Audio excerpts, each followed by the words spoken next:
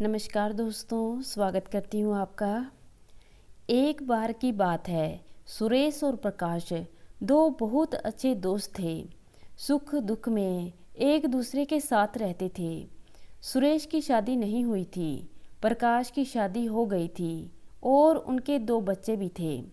एक बार अचानक ही प्रकाश की तबीयत बिगड़ गई।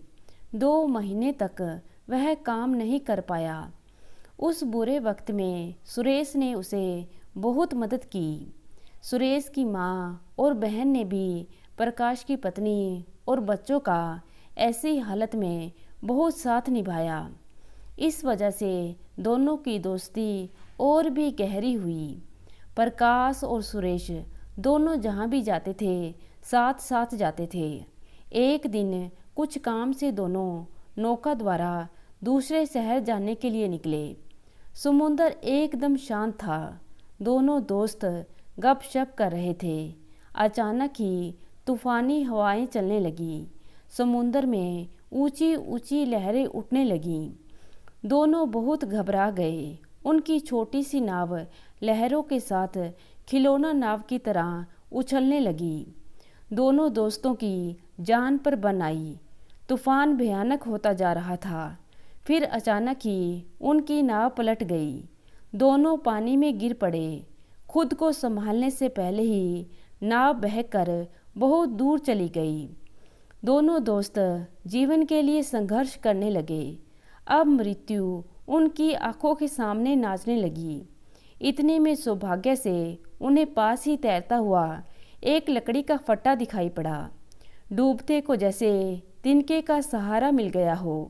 दोनों दोस्तों ने झटपट तैरकर उस फट्टे को पकड़ लिया, मगर फट्टा बेहद हल्का था। वह दोनों का भार ढो नहीं सकता था। तब सुरेश ने प्रकाश से कहा, देखो दोस्त, तुम शादीशुदा हो, तुम्हारी पत्नी है, बच्चे हैं, इसलिए तुम्हारा जिंदा रहना ज़्यादा ज़रूरी है। मैं ठहरा अकेला, इसलिए मर भी गया तो हर्ज नहीं। शादीशुदा मित्र प्रकाश ने कहा, नहीं दोस्त, तुम्हारे घर में भी तो तुम्हारी माँ है, बहन है। अगर तुम मर गए तो उनकी देखभाल कौन करेगा? तुम्हें बहन की शादी करनी है और बूढ़ी माँ के बुढ़ापे की लाठी बनना है। प्रकाश बोला, दोस्त, अगर मैं मर गया तो मेरी माँ और बहन की देखभाल तुम कर सकते हो, मगर मैं तुम्हारे बच्चों को वो प्यार नहीं दे सकता जो तुम देते हो। अलविदा दोस्त, मेरी माँ और बहन का ख्याल रखना।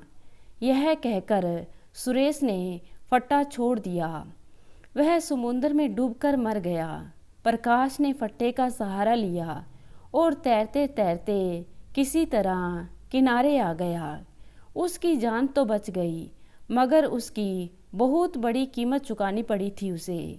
उसका प्यारा दोस्त उससे सदा के लिए बिछड़ गया।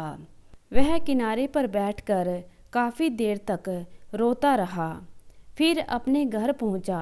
उसने जाते ही अपने दोस्त की माँ और बहन को यह दुखद समाचार दिया। फिर उन्हें अपने घर ले आया। समय आने पर उसने बहन की शादी की और माँ के बुढ़ापे की लाठी बना। इस तरह से प्रकाश ने अपनी दोस्ती का फ़र्ज निभाया।